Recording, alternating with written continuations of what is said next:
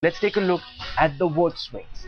The AIDMK is gaining significantly. The DMK, because it's been able to add to its alliance, has gained some as well. That is essentially what the poll is showing. Let's take a look once before I go across to my guests. The big picture emerging in the Tamil Nadu post-poll survey, and this is very, very crucial because it shows that this election in ranges is very close to call. The AIDMK and its allies likely to get between 105 to 120 seats. The DMK and its allies likely to get between 115 to 130. 13th of May could go either ways. The man will first try and make sense of these figures is Sanjay Kumar, who's looked very closely for the last several days at these figures and nothing else.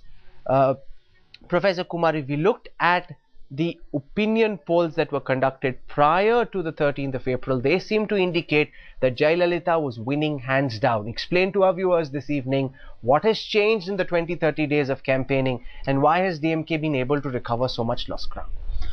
Rahul, if we look at the vote percentages of the DMK allies and the AIDMK allies, it's very close. It's in the range of 1%. We don't know.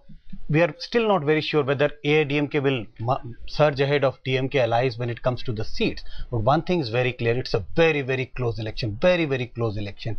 But if we try and look at what has changed, what might have changed between the opinion poll, which was conducted, say, 3 weeks before the polling and during the campaign, looks like as if DMK and its allies were managed to make inroads among the rural voters, mainly because DMK actually pitched in to woo the rural voters. So it looks like as if they made some inroads among the rural voters. Also the young voters, which we thought might go in favor of the AIDMK alliance because of their alliance with DMDK of Vijaykant is the leader. But that also seems to be not working in favor of AIDMK, and looks like as if there is also a swing of the young voters in favor of DMK alliance. Also look at the Dalits. The Dalits, we know the two Dalit party, PT on one side, AIDMK alliance, and the VCK on the other side. Looks like as if the larger chunk of the Dalit vote has gone in favor of DMK alliance. I think these things have made difference for the DMK during the campaign. Okay, Swapan Dasgupta, this is going to be a big story in Tamil Nadu. Everyone thought Jayalalitha is coming in, she's winning with a landslide. That our poll indicates is not the case. It's very close, too close to call in fact. What explains in your opinion this slide from Jayalalitha's slated position before the polls to the current realities? Well, before we take everything as the last word, let me just say something about opinion polls or even post polls. You know, Bob Wooster, one of the pioneers of the opinion poll business, once said that the poll depends 95% on skill and 5% on luck.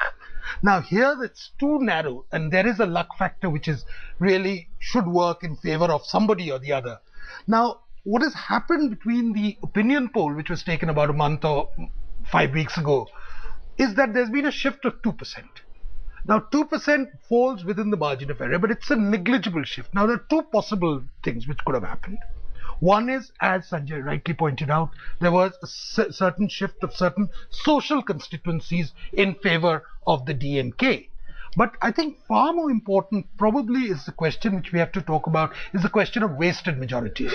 Has the DMK scored significantly in rural areas? The Anna DMK has scored in urban areas, has got lots of majorities in urban areas, but unfortunately those don't translate necessarily into seats. So in pure psephological terms, we call these a wasted majorities.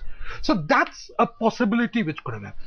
Finally, I think if you've spoken to a large number of the political class, they have been talking about how in the last 7 days of the campaign, the DMK pumped in a disproportionate amount of resources and what they call euphemistically managerial skills into the campaign. Now, whether that paid some returns or whether the expectations of the electorate somehow correspond with the lavishness of the campaign is something which we